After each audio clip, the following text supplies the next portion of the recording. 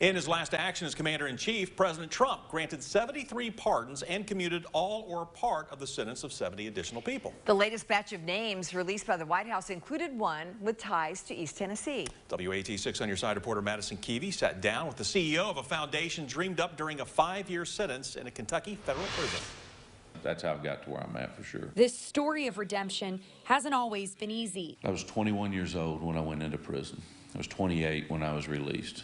I was released to a wife and 2 children on welfare and government housing, just struggling, trying to make it themselves. To get here, Joshua Smith had to work, really work on himself and his goals. I just served others to get to this point, and never thought it would end in a pardon. You know, I never thought this would be the result. In this photo, he's the man in the suit with a story. How we doing, guys? A story that those incarcerated can relate to. In prison, so much is stripped from you.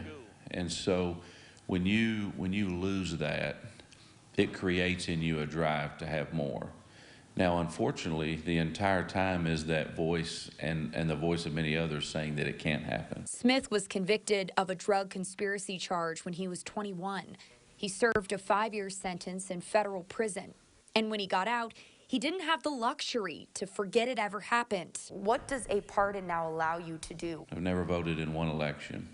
I've never been able to go and buy a firearm. I can buy an apartment complex, but I can't rent one in it. His story got better after prison.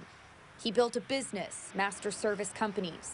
And when he sold it, he started the Fourth Purpose Foundation to help offenders find redemption for themselves. Make prison a place of transformation. And now today, a presidential pardon, another chapter. I gave the government 5 years of my life in prison.